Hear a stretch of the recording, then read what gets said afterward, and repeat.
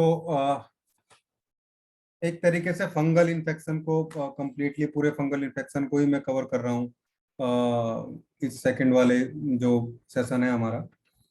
और डर्मेटोफाइटोसिस भी आप इसको बोल सकते हैं, रिंगवर्म बोल सकते हैं, या टीनिया इन्फेक्शन भी इसको बोल सकते हैं। अब इसके इतने अच्छे तरीके से मैं आपको चीज़ें सिंप्लीफाई करके मैंने ये जो स्लाइड है वो तैयार किया है। इसको आपको देखना है, समझना है, बाकी मैं बताऊंगा ये चीज़ें आपको कैसे एंटर हो रहा है, कहाँ हो रहा है, ये चीज़ भी हमें थोड़ी सी ध्यान रखने की होगी।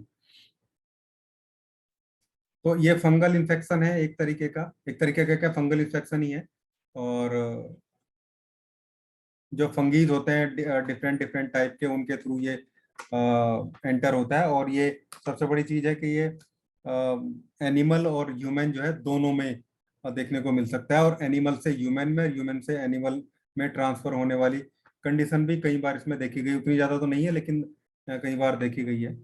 और माइक्रोस्पोरम और ट्राइकोफाइटोन और एपिडर्मोफाइटोन, ये तीन इसकी फैमिली आप इसको कह सकते हैं। इनमें फिर अलग अलग तरीके की चीजें जो आगे मैं डिस्कस करूंगा। तो ये आप कह सकते हैं कि एपिडर्मोफाइटोन, माइक्रोस्पोरम और ट्राइकोफाइटोन, ये तीन टाइप के जो फंगिस हैं या फंगस हैं, ये ही रिस्पॉन्सिबल होते हैं हमारे फंगल इन्फेक्शन के लिए, रिंगवर्म के लिए। और ये सभी जगह अवेलेबल हैं।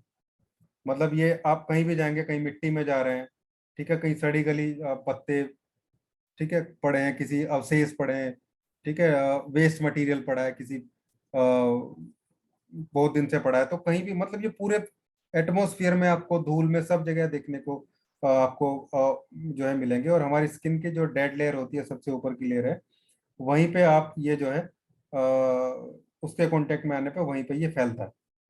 ये इसमें बहुत ध्यान रखने की चीज है। ये जानवर इंसान दोनों में तो हो ही सकता है। और स्टार्टिंग में आप देखते हैं, अब रिंगवर्म इसका नाम है, रिंगवर्म इसका नाम है, हालांकि इसमें कोई कीड़ा तो नहीं है, ये एक फंगल इन्फेक्शन है केवल। और इसलिए हम सीधा सीधा बोलते हैं कि कोई वर्म या कीड़ा तो इसमें इन्वॉल्व नहीं है। लेकिन क्योंकि स्ट्रक्चर उसका वैसे देखने को मिलता है, तो ये इस तरीके से उसको वर्म वर्म लाइक स्ट्रक्चर होने की वजह से हम इसको रिंग वर्म बोलते हैं।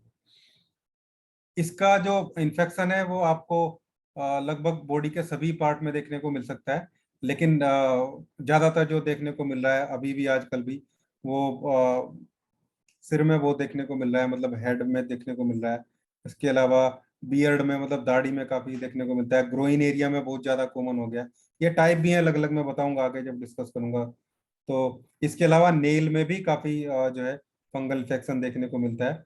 कई बार बहुत बुरी स्थिति में नेल फंगल पहुंच जाता है, इतनी बुरी स्थिति में पहुंच जाता है कि छोटा सा सर्जरी या ऑपरेशन करके उस नेल को और जो डेड स्किन है उसको वहां से निकालना पड़ता है। इसलिए इसका ट्रीटमेंट बहुत ज्यादा जरूरी हो जाता है। ये direct skin to skin contact से फैल सकता है, या फिर इन्फेक्टेड पर्सन की चीजें शेयर करने से भी ये फैल सकता है। या किसी एक आदमी ने जिसको फंगल इन्फेक्शन था, उसने स्क्रैचिंग की, खुजली की अपने उस पर्टिकुलर पार्ट में, और फिर उन्हीं हाथ से दूसरी चीजें शेयर कर दी किसी दूसरे आदमी के साथ में, तो ऐसे भी ये इन्फेक्शन जो है, फंगस मतलब एक जगह से दूसरी के जा सकता है।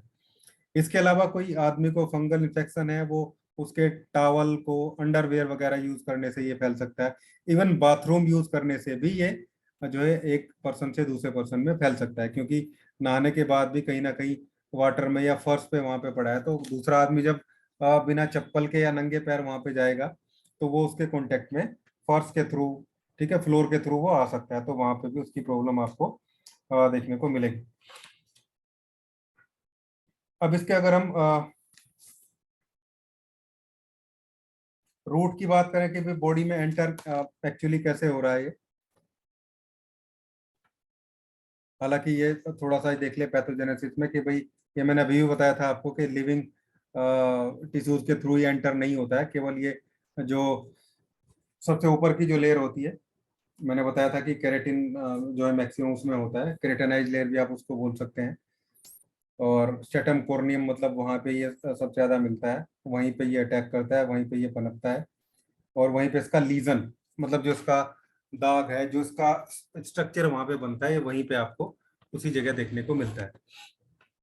आपकी हालांकि जो हाइपर एक्टिविटी, हाइपर सेंसिटिविटी होती है हमारी बॉडी की, उसके रिएक्शन से भी ये जो है इसका स्ट्रक्चर वहां पे बनता है। अब मैं आपको समझाऊंगा कि क्यों रिंग वाला स्ट्रक्चर इसका बनता है, या क्यों इसका बीच में से एरिया सही रहता है और बाहर की तरफ ये बढ़ता चला जाता है। तो एक्चुअली क्या होता है, ये अ, हमारी स्किन के थ्रू किसी भी वजह से एंटर होता है, उसके कारण बहुत सारे हो सकते हैं। या तो डायरेक्ट कॉन्टेक्ट से गया है, या फिर आपकी बॉडी इंजर्ड हो गई कहीं से, कोई स्कार बॉडी में है, कोई बर्न बॉडी में देखने को मिल रहा है, वहां पे जो है उस जगह इसका अटैक बहुत जल्दी होता है, वहां पे अपने आप को ये बहुत जल्दी वहां पे पनपता है। तो अब जब वहां पे ये पनपता है तो वहां पे जो आपकी बॉडी है, एक भाई एक पैथोजन एंटर हो रहा है आपकी बॉडी में, बाहर से इन्वेडर आया है बॉडी में, और तो स्किन जो है एक हाइपर सेंसिटिविटी रिएक्शन जो है वहां से क्रिएट होता है आपकी स्किन से। इसकी वजह से क्या होता है, इन्फ्लामेशन कोज होती है, मतलब उस पैथोजन के अगेंस्ट में एक इन्फ्लामेशन हमारी बॉडी में कोज होती है, और उस इन्फ्लामेशन से बचने के लिए ये पैथोजन, या उस इन्फ्लामेशन के एरिया को छोड़ने के लिए जहाँ पे वो हाइपर सेंसिटिव रिएक्शन हुआ है, ये कंटिन्यूअस उस साइट को छोड़ के बाहर की तरफ जो है जाता रहता है। इसलिए जहाँ जहाँ इन्फेक्शन हुआ है, जिस पर्टिकुलर जगह ये अटैच हुआ है फंगस, वहां से चारों तरफ ये फैलने लगता है, एक इस टाइप का स्ट्रक्चर इसका बन जाता है, और इवेंचुअली आप देखते हैं कि वो रिंग के एकदम रिंग के जैसा हो जाता है। लेकिन कारण यही है कि जहां से इन्फेक्शन हुआ है उस जगह को ये छोड़ता रहता है हाइपर सेंसिटिव रिएक्शन को, और बार बार ये बाहर की तरफ निकलता चला जाता है। इसलिए जो इसकी बाहर वाली बाउंड्री होती है वो थोड़ी सी आपको वहां पे मोटी, और उसकी जो बाउंड्री है अलग से टाइप की बाउंड्री देखने को मिलती है। ठीक है, इसलिए हम इसको रिंग में बन रहा है, वोम जैसा लग रहा है, तो इसलिए इसको वहां पे रिंग वर्म इसलिए बोल रहे हैं। रिंग के शेप में जाने का रीजन भी यही है कि वो लगातार उस इन्फ्लामेटरी रिएक्शन के अगेंस्ट बाहर की तरफ बढ़ता रहता है। तो ये रीजन है कि इसका लीजन जो है वो रिंग टाइप का आपको देखने को मिलता है। अब इसके इन्फेक्शन या इसके टाइप आपको लोकेशन के अकॉर्डिंग अलग अलग जो है देखने को मिलेंगे, या हम बोलते हैं कि अलग अलग टाइप के हैं। जैसे जब स्कैल्प का फंगल इन्फेक्शन होता है, मतलब आपके सर में स्कैल्प रीजन में आपको फंगल इन्फेक्शन देखने को मिलता है, तो हम उसको बोलते हैं टीनिया कैपिटिस। ठीक है, और लेकिन जब वही फंगल इन्फेक्शन ऐसी जगह देखने को मिलता है जहाँ पे हेयर नहीं है, नॉन हेयरी स्पेस में देखने को मिलता है, तो हम उसको टीनिया कॉर्पोरिस बोलते हैं। और जब ये आपको फुट में, पैर में भी बहुत देखने को मिलेगा, यही था जो पैथोजन, ये जो मैंने आपको बताया ना अभी, उसके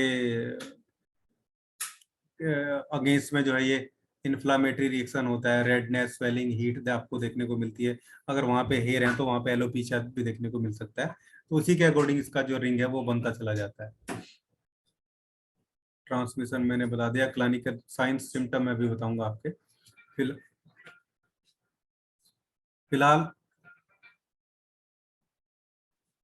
मैं आपको इसके अलग अलग तरीके से आइडेंटिफिकेशन की बात जो है कर रहे हैं। तो हेयर में जब आपको देखने को मिल रहा है, स्किन आ रही है सामने आपके, स्क्रीन आ रही है? यस सर, आ रही है। ठीक है,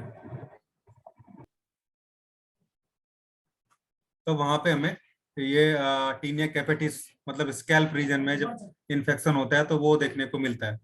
टीनिया कॉर्पोरिस मतलब नॉन हेरी एरिया में आपको यही सेम इन्फेक्शन देखने को मिलता है, तो हम उसको टीनिया कॉर्पोरिस बोलते हैं।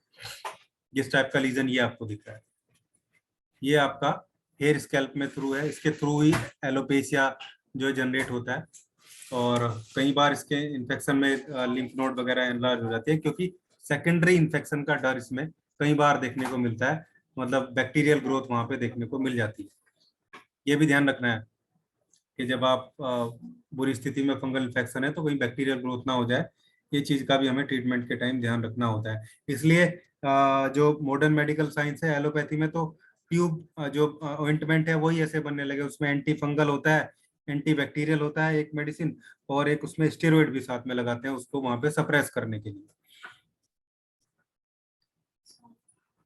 तो ये आपका टीनिया कॉर्पोरिस है, जो नॉन हेरी फेस वगैरह एरिया पे जो आपको देखने को मिलता है। और कई बार ये स्केली भी होता है, मतलब पपड़ी भी इससे उतरती है आपको, देखने को मिलेगी। फिर जो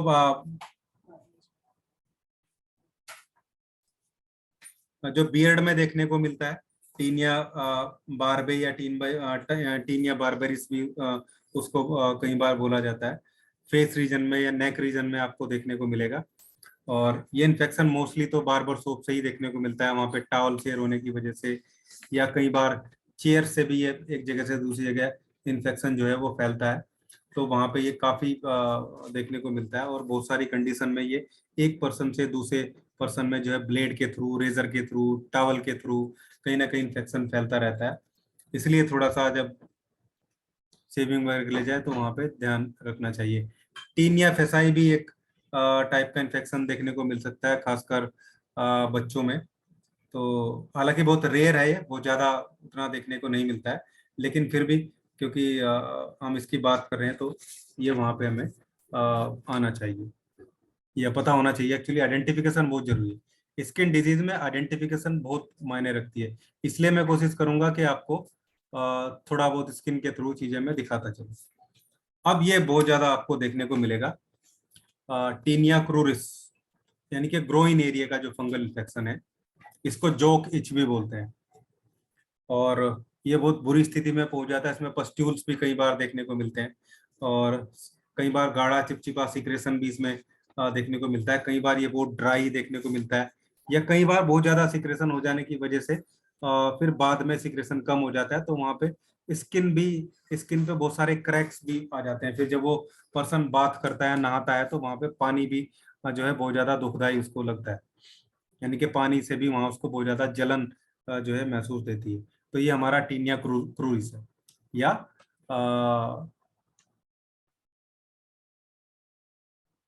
groin fungal infection. Tinea pedis, यानी कि पैर में होने वाला जो फंगल इन्फेक्शन है, ये टीनिया पेडिस के नाम से जाना जाता है। एथलीट फुट की सीरीज में ही आप इसको देख सकते हैं। इसमें भी जो है स्केलिंग काफी देखने को मिलती है, मतलब पपड़ी काफी इसमें भी उतरती है, इचिंग होती है, क्रैक्स काफी देखने को मिलते हैं, और इसलिए ये भी काफी देखा गया है। लेकिन ये जो रूरल एरिया है उसमें काफी ज्यादा देखने को मिलता है, खासकर जहाँ गांव में जो लोग जो पशु होते हैं, पशुधन जो होता है, ठीक है, उनकी देखभाल करते हैं वहाँ पे फर्श में, ठीक है, फर्श में गोबर और जो मूत्र वगैरह जो यूरिन होता है उन पशुओं का, उनमें लगातार वो उसके कांटेक्ट में रहते हैं, नंगे पैर या चप्पल के थ्रू भी जैसे भी जाए, कहीं ना कहीं कांटेक्ट में तो रहते ही हैं। तो वहां पे ये काफी ज्यादा देखने को मिलता है।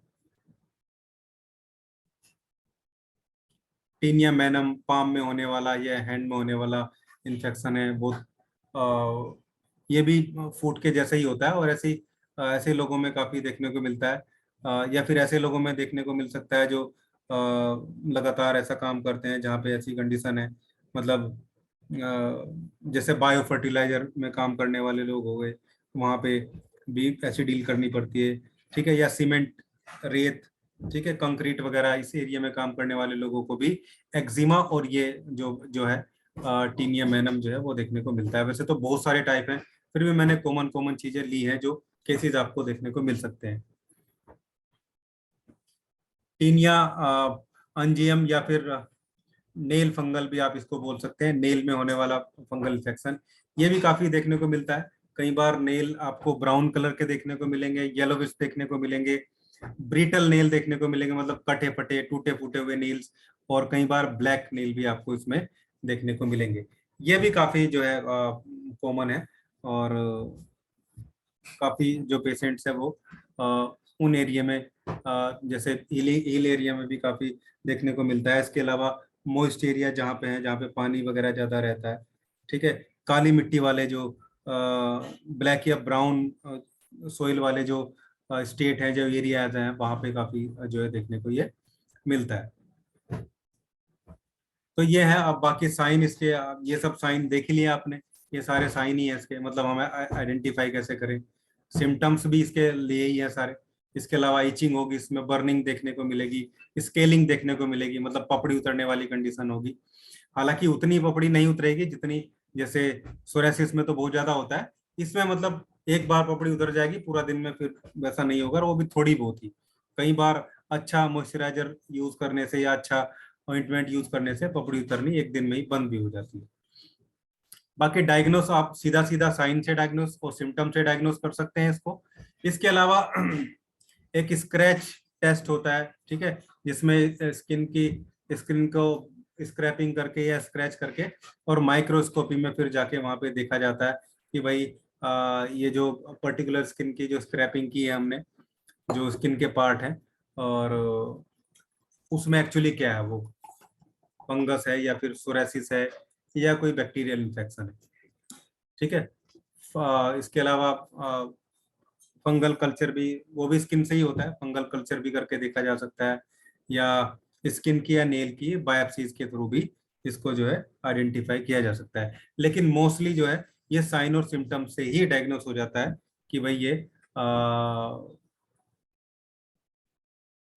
Fungal infection. अब आप देखिए इन्वॉल्वमेंट क्या क्या इसमें इन्वॉल्वमेंट आपको देखने को मिल रहा है। इसका जो लीजन है वो आपको स्किन की सबसे अपर मोस्ट लेयर पे देखने को मिलेगा, यानी कि एपिडर्मिस लेयर पे आपको इसका लीजन देखने को मिलेगा। इसका इन्फेक्शन भी अपर मोस्ट लेयर से ही होता है। तो इसका मतलब क्या हुआ, इसका मतलब ये मेन जो डिजीज है वो एपिडर्मिस लेयर की है, जहां पे S5C5 वर्क करती है। लेकिन ये क्रोनिक हो जाने के बाद में अगर इसमें सिक्रेशन देखने को मिलता है, चिपचिपा पदार्थ देखने को मिलता है, तो आप समझिए कि फिर ये एपिडर्मिस का केस नहीं रहा है, फिर ये डर्मिस लेवल पे चला गया, क्योंकि सिक्रेशन सारे डर्मिस लेयर से ही होते हैं। फिर आपको S3C3 का रोल वहां पे देखने को मिलेगा, ठीक है। कहीं पे क्रैक्स हो रहे हैं, क्रैक्स आपको देखने को मिल रहे हैं, उनमें बहुत ज्यादा जलन होती है, कटी फटी स्किन देखने को मिलती है, या बहुत ज्यादा सिक्रेशन देखने को मिल रहा है, तो आप इसमें S2 का रोल भी वहां पे देख सकते हैं। खैर अब ट्रीटमेंट की बात हम अभी करने ही वाले हैं। तो हमारा जो क्रॉस रेमेडी वाला जो फॉर्मूला है, जो ट्रीटमेंट है, वो बहुत इंपॉर्टेंट रोल इसमें प्ले करता है, क्योंकि कई बार रिंगवर्म में हमें आइडेंटिफिकेशन में प्रॉब्लम देखने को मिलती है, या आइडेंटिफिकेशन में उतनी अच्छी तरीके से नहीं हो पाती है। दूसरा, अब आज उतना पेशेंस भी नहीं है पेशेंट में, वो बहुत जल्दी रिजल्ट चाहते हैं, परमानेंट भी चाहते हैं। भले ही वो 7-8 साल 10 साल कहीं पे ट्रीटमेंट करा के और फिर भी वो खुश नहीं है, लेकिन फिर भी इलेक्ट्रोहोम्योपैथ या होम्योपैथ के पास जाते हुए सबसे पहले वो पूछते हैं कितने दिन में ठीक हो जाएगा। जबकि उनको ये सोचना चाहिए कि अगर 5 साल 6 साल 10 साल से आप किसी डिजीज को चला रहे हैं, तो अगले वाले आदमी को वो कम से कम उसका 10% तो दीजिए। कहीं आपने 5 साल ट्रीटमेंट कराया तो 5 महीने तो दीजिए। तो खैर फिर भी हम बहुत अच्छे तरीके से मैनेज कर सकते हैं चीज़ों को। पहले तो हालांकि स्टार्टिंग में मैंने भी यूज़ किया, बहुत सारी जगह मैंने शेयर भी किया है कि L2 का यूज़ भी हम कर सकते हैं थोड़ा निगेटिव में देखे, लेकिन उससे ही एकदम से बाहर आ जाएगी डिजीज, पेशेंट जो है वो डर जाएगा। तो फिर L2 को S1L1 को यूज़ करना मैंने जो है लगभग बंद ही कर दिया है। अब यहाँ हम दो तरीके से लेके चलते हैं, एक तरफ S5 एक तरफ S3। दो फॉर्मूले का अगर आप यूज करेंगे तो एक्यूट में तो आप आराम से, या जो बहुत नए फंगल इन्फेक्शन है उनमें तो बहुत आराम से आप कंट्रोल कर लेंगे। S5 के साथ C3 का सिलेक्शन करेंगे, वैन 1 का सिलेक्शन करेंगे, और G, इसको आप स्टार्ट कीजिए। अच्छा, डिस्टिल वाटर में रेमेडी बनाएं, RS का थोड़ा यूज कम करें, RS से कई बार बढ़ जाती है, तो प्योर डिस्टिल वाटर में बनाए तो ज्यादा अच्छा रहेगा। इसको आप 10th के आसपास से स्टार्ट करें, कई बार 30 से भी कर सकते हैं, 10th या 30 नई डिजीज में भी। S3 के साथ हम C5 का सिलेक्शन करते हैं, और वर्वन एंड Y का सिलेक्शन यहाँ पे करते हैं। ये भी 10th से आप शुरू करेंगे या 30 से आप इसको शुरू करेंगे। 147 से कर सके तो ज्यादा अच्छा है, नहीं तो आप 19 से भी कर सकते हैं, ठीक है। डायलूशन 1 2 3 4 ही होते हैं सभी के, फर्स्ट सेकंड थर्ड। वो मैं डायलूशन की वीडियो बना भी रखी है, मैं एक बार और भी आप लोगों को बताऊंगा। डायलूशन पे बहुत डीप डिस्कशन भी मैं करना चाह रहा हूँ एक दिन, पूरी तैयारी मैंने कर रखी है, और उसमें बहुत सारी चीजें निकल के आएंगी। कुछ लोग या हम भी बोलते हैं कि 100 ml में ये ड्रॉप, 2 ड्रॉप, 4 ड्रॉप, तो एक्चुअली हम क्या यूज कर रहे हैं 2 या 4 ड्रॉप डालने से, और उससे क्यों बेनिफिट हो जाता है, क्यों फायदा हो जाता है, वो चीजें मैं करूंगा एक क्लास में।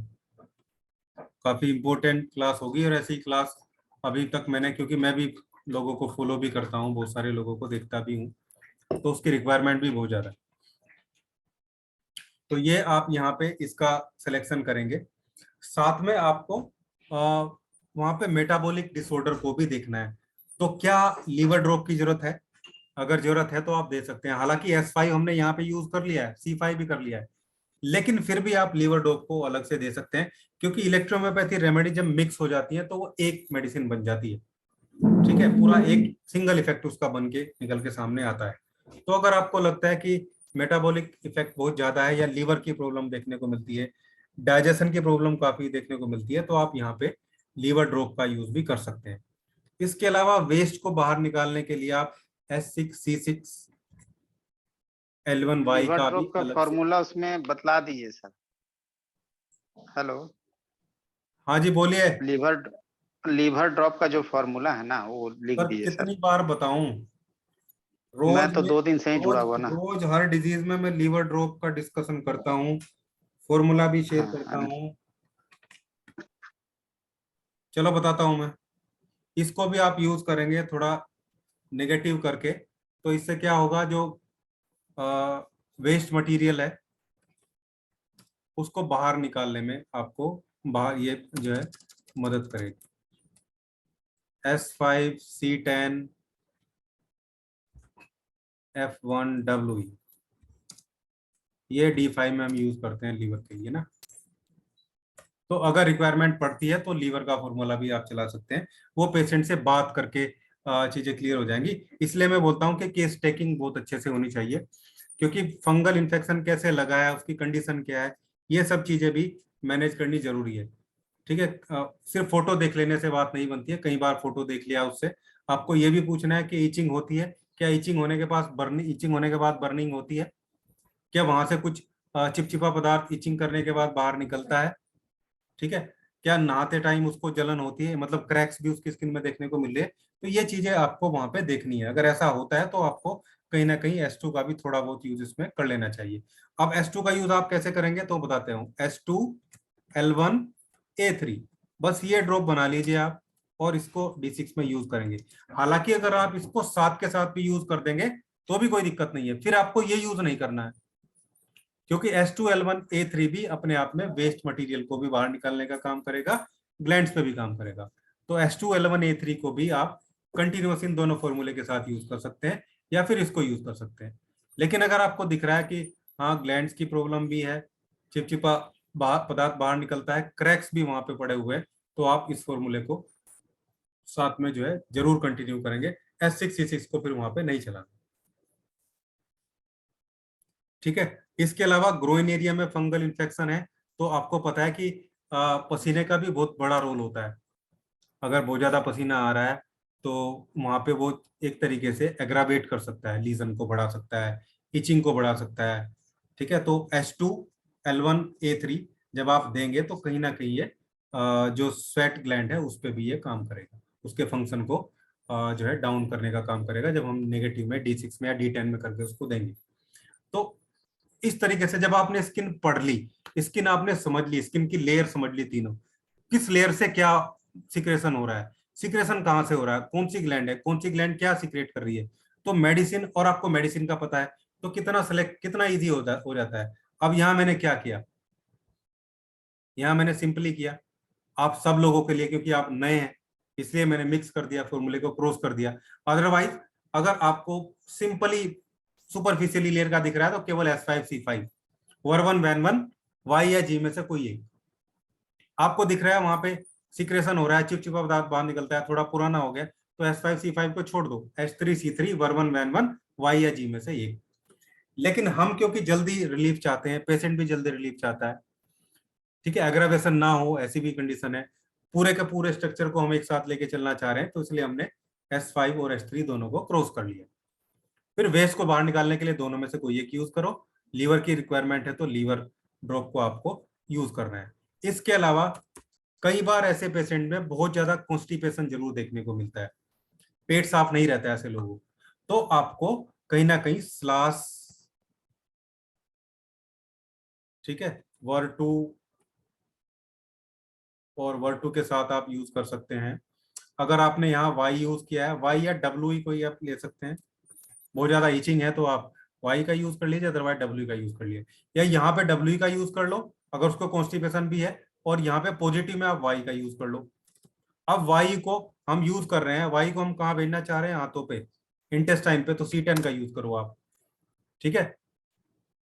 तो यानी कि जब आप इसको देंगे D4 में, नाइट में दे दो, या ग्लोब्यूल बना के 2-2 ग्लोब्यूल दिन में 3 बार दे दो, 3-3 ग्लोब्यूल दिन में 3 बार दे दो, उससे दस्त भी नहीं लगेंगे, पेरिस्टेटिक मूवमेंट जो है वो बढ़ जाएगा, ठीक है, जो जिगजैग मूवमेंट होता है इंटेस्टाइन का वो बढ़ जाएगा, इंक्रीज हो जाएगा। वाई से सॉफ्ट, वाई और स्लास से सॉफ्टनेस भी आएगी स्टूल में, जल्दी से पास, स्टूल जो है पास हो जाएगा।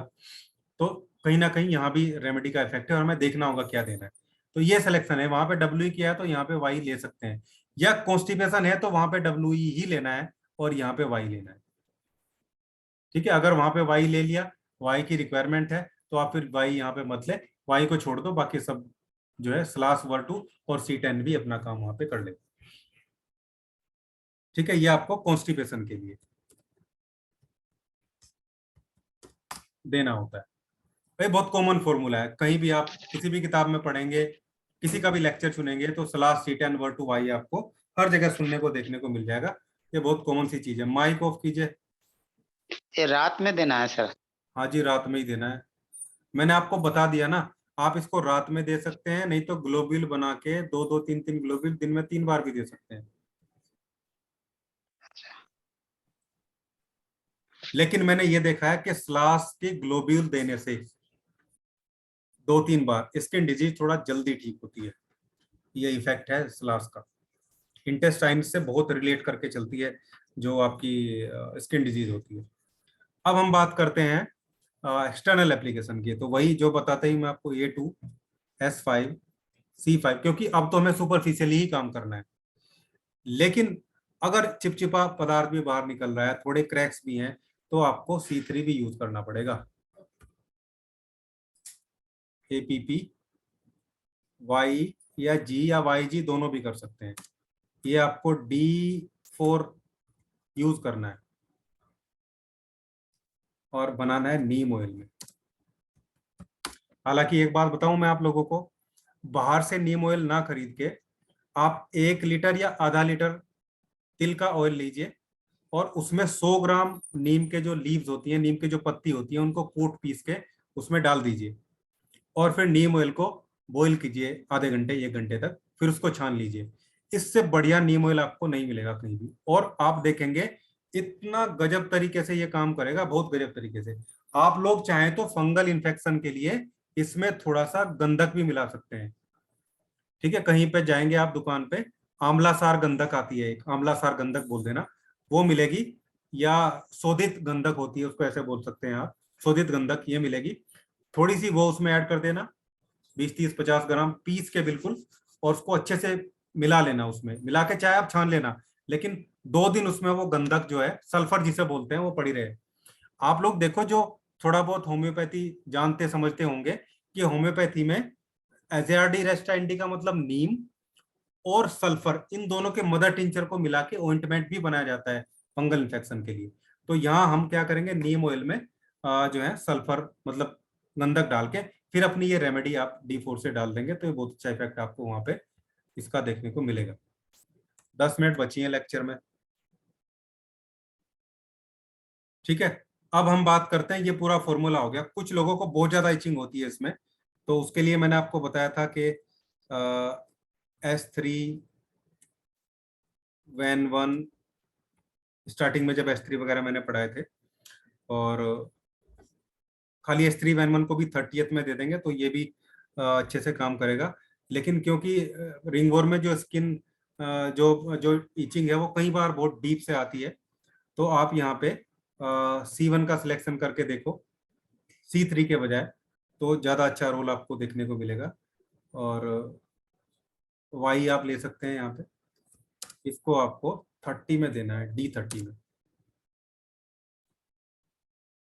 ठीक है, D30 में इसको दीजिए और तरीका वही मैंने बता ही रखा आपको। D30 आपके पास है तो मिक्स कर लीजिए, और D30 आपके पास नहीं है तो इन सब की 30 ml में एक एक ड्रॉप डाल दीजिए बस। एक ड्रॉप S3 की, एक ड्रॉप N1 की, एक ड्रॉप C1 की, एक ड्रॉप Y की, 30 ml में। बहुत ज्यादा इचिंग के लिए, इंटेंस इचिंग, इचिंग की बहुत ज्यादा इंटेंसिटी जब हो, बहुत ज्यादा तेज खुजली देखने को मिले, तब आप इसको यूज कर सकते हैं। ठीक है, डायरेक्ट 10 ड्रॉप इसकी ले लेंगे आप, 10 ड्रॉप पर 30 आवर्स, हर आधे घंटे पे 10 ड्रॉप उसकी आप दे सकते हैं। इससे जो है इचिंग काफी जल्दी, बहुत तेजी से जो है कंट्रोल हो जाएगी।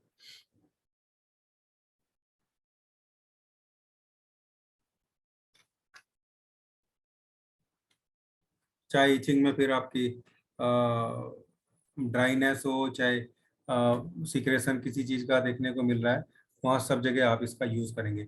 अब थोड़ा सा मैं हाइयर की बात करता हूँ। कई बार बहुत पुरानी हो जाने पे आपको थोड़ा सा हाइयर भी इसमें देके चलना पड़ता है, और इम्यूनिटी का रोल भी कई बार इसमें रहता है, क्योंकि इम्यूनिटी कहीं ना कहीं एक तरीके से है तो इन्वेडर ही ना, बाहर से आई हुई चीज ही है फंगल इन्फेक्शन। तो अगर इम्यूनिटी वीक है तो उन लोगों को जल्दी से ये जो है फैल जाता है। आप देखो जो स्टेरॉइड वगैरह लेते रहते हैं, जिनकी इम्यूनिटी वीक होती है, शुगर के पेशेंट्स हो गए, मतलब डायबिटिक पेशेंट हो गए, उनको काफी ये फंगल इन्फेक्शन देखने को मिलता है, क्योंकि उनकी इम्यूनिटी डाउन होती है। तो ऐसे लोगों को अगर आपने पता कर लिया कि इम्यूनिटी डाउन है, तो यहाँ पे आप थोड़ा इम्यूनिटी बढ़ाने की कोशिश करिए उनकी। अगर इम्यूनिटी वाली प्रॉब्लम ही है तब आप उनको S1 के, बल्कि S1W करूं तो ज्यादा अच्छा होगा, S1W के D5 के ग्लोब्यूल्स, D4 के नहीं देने, D4 से कई बार स्किन डिजीज बाहर निकल के आ सकती है। S1W के D5 के ग्लोब्यूल्स, दो दो तीन तीन तीन चार ग्लोब्यूल दिन में 2 बार जो है चूसने के लिए देंगे। इससे जो है मेटाबॉलिक जो डिसबैलेंस है वो भी बैलेंस होगा, और प्लस जो है इम्यूनिटी भी, वहाँ पे जो सप्रेस इम्यूनिटी है उसका रोल भी अच्छा रहेगा। लेकिन अगर ऐसा कुछ नहीं लग रहा है तो आप इसको मत दीजिए, फिर आप ये सारी चीजों में से जो आपको सही लगता है वो सेलेक्ट कीजिए। सबके बारे में मैंने आपको समझा दिया। एक्सक्रीटरी सिस्टम वेस्ट को निकालने के लिए दोनों में से कोई एक, ठीक है। क्रैकिंग भी है, वहां पे स्किन में जलन जैसी चीजें दिखती हैं तो आप इसका यूज कीजिए, अदरवाइज इसका यूज कीजिए। ये आपका लीवर ड्रॉप हो गया अगर रिक्वायरमेंट है तो। ये आपका कॉन्स्टिपेशन के लिए हो गया, ये आपका ऑयल हो गया, ठीक है। बहुत ज़्यादा इचिंग है तो इसका सिलेक्शन कर सकते हैं, और बाकी ये आपके इम्यूनिटी के लिए हो गया। तो ये कंप्लीट मैंने आपको पैथोजेनेसिस भी इसमें डिक्लेयर किया है, थोड़ा सा उसके बारे में बताया, और ये कंप्लीट ट्रीटमेंट है, 100% इफेक्टिव ट्रीटमेंट है, मतलब लगभग सभी पेशेंट पे ये काम करेगा। थोड़ा अप डाउन रिजल्ट आ सकते हैं, काम जरूर करेगा। एक ध्यान रखना है, स्किन डिजीज, रिंग वर्म 1 दिन 2 दिन 4 दिन महीने भर में ठीक होने वाली डिजीज नहीं है, लंबी चलने वाली प्रोसेस होती है, तो टाइम टेकन है लेकिन ठीक जरूर हो जाएगा।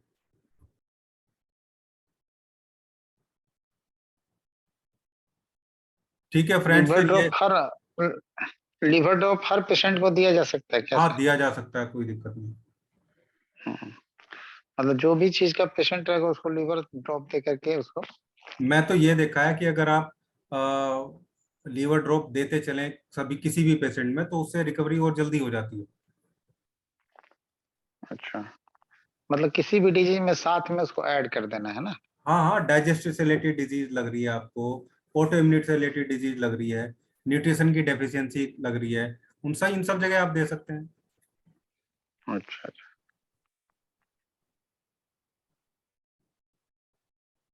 और किसी को पूछना है तो बताइए, 4 मिनट है हमारे पास, 4 मिनट में मीटिंग एंड हो जाएगी।